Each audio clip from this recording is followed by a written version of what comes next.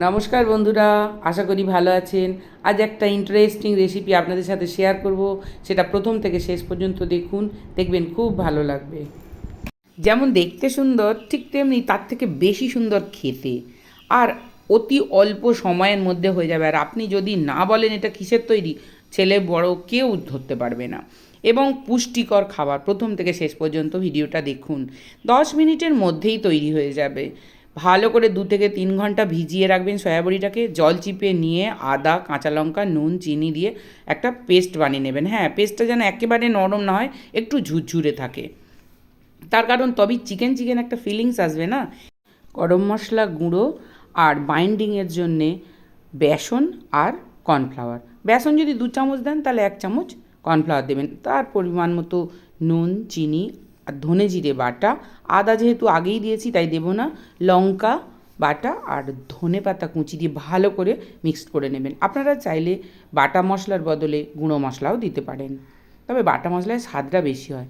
দেখলাম যে বাইন্ডিংয়ে একটু অসুবিধা হয়েছে, তাই আরেকটু বেসন আর কর্নফ্লাওয়ার দিয়ে দিলাম। হ্যাঁ, তবে খুব টাইট করবেন না, তাহলে কিন্তু ভাজা হলে কপালে মারলে কপাল ফুটো হয়ে যাবে। তাই একটু নরম নরম একটা মণ্ড বানিয়ে নেবেন। দেখুন কি সুন্দর মণ্ডটা হয়েছে। এবং এই রান্নাটা আমি সম্পূর্ণ নিরামিষভাবে করছি বলে পেঁয়াজ রসুন দিই না। আপনারা চাইলে পেঁয়াজ রসুন ঝিরিঝিরি করে কুচিয়ে মণ্ডর সাথে দিতে পারেন।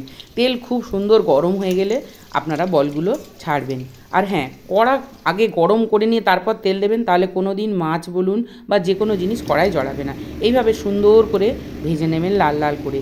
এইবার অতিরিক্ত তেলটা আপনি কড়ার থেকে নামিয়ে নিয়ে জিরে, তেজপাতা, ছোটো এলাচ, লবঙ্গ, দারচিনি একটু ফোড়ন দিয়ে আদা, ধনে জিরে বাটা, শুকনো লঙ্কা বাটা, হলুদ গুঁড়ো দিয়ে ভালো করে কষিয়ে নিন। এবং ঝালটা যে যার মতো দেবেন।